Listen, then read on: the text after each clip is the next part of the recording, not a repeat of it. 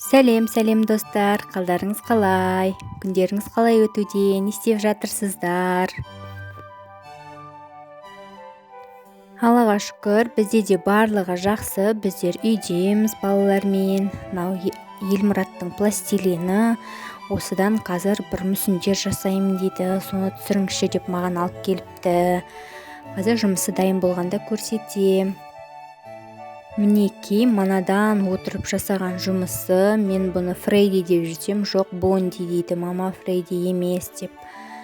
Фрейди ол басқа түрі дейді, бұлар Бонди дейді. Аты мен енді көп түсіне бермеймін. Елмұраттың өзінің жасаған жұмысы, манадан отырып осындай мүсіндерді жасағанды ұнатады өзінің. Пластилиннен, Майнкрафттан құрастырғанда кішкене сол қолөнерге жақын болатын сияқты Елмұрат. Болашақта мүмкін архитектор болатын шығар енді. Бір Алланың қалауымен мүсінші болатын шығар. Бұйырғаны болар.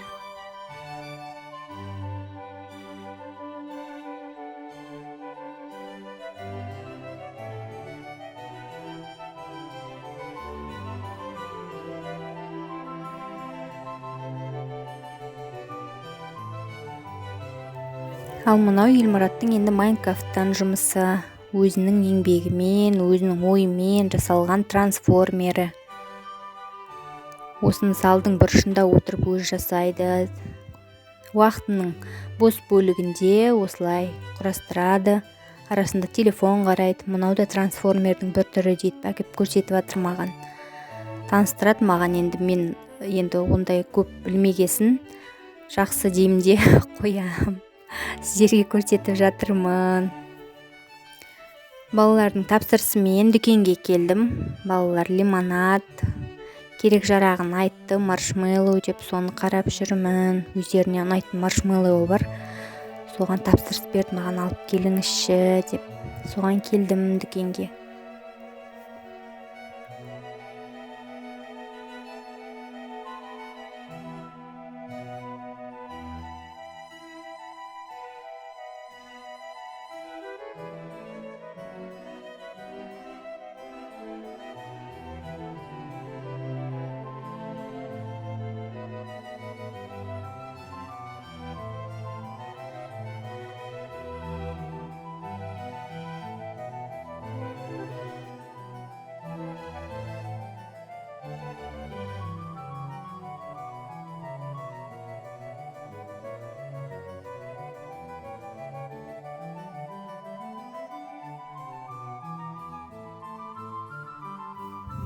Балаларға алып келдім. Балалар жайғасып алған залға.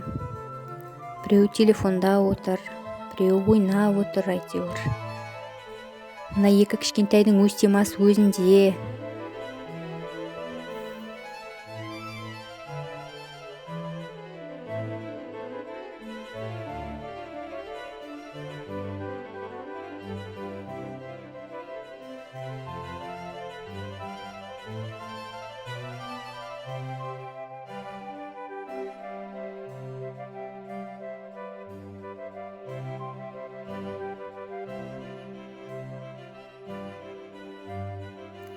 Бүгін сіздерге осындай дәмді бір жасағаннан шығатын, жақсы көтерілетін шайға тіке басар кекс дайындауға кеңес беремін. Егер рецепт қажет болып жатса, описаниеге жазып кетем.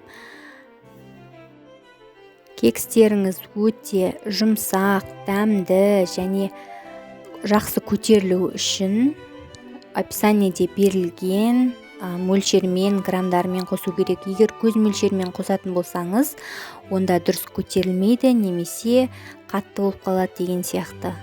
Барлығын сол граммен өлшеп салу керек.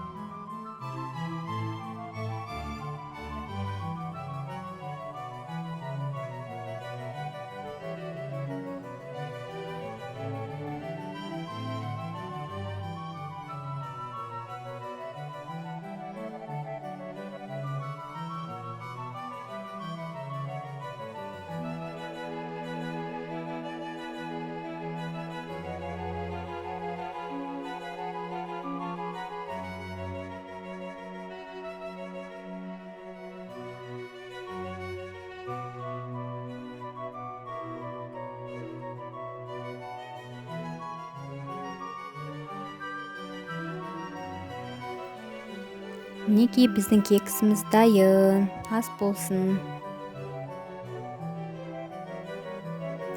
Аймұрат екеуміз балаларды сабақтан алуға шықтық. Негізі кешкісін көршіміз алатын еді. Онымен ол жеңгеміз маған өтініш жасады, жұмыстамын деп. Сосын Саламатты үйге ұйықтатып, мектепке қарай шықтық. Мектебіміз жақын, бізге 10 минуттық жер. Жақын болғаны бізге өте тиімді, жүгіріп барып келе қоямыз. Қазір балаларды мектептен алып үйге қайтамыз.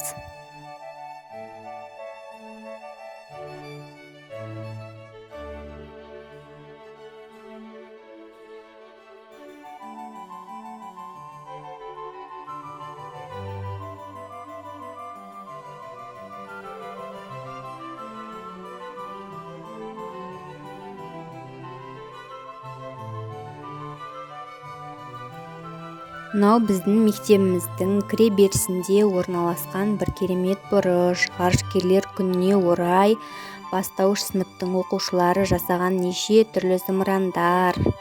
Қараңыздаршы, қандай керемет. Ата-аналарымен бірге жасаған, балалар өздері жасаған. Керемет еңбек, керемет туынды.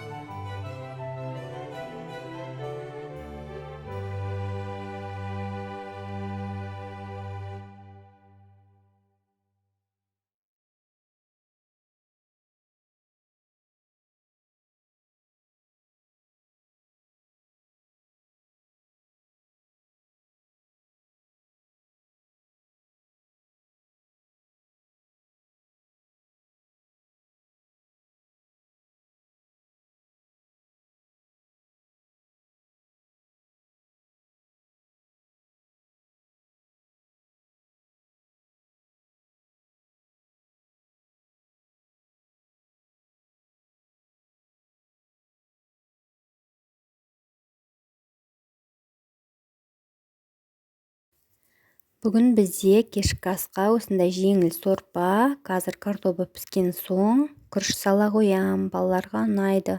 Балаларға көбіне картобын езіп пюре қылып жасап берем. Ал өзіміз былай ішеміз. Егер тамақтанып отырған болсаңыздар, баршаңызға ас болсын.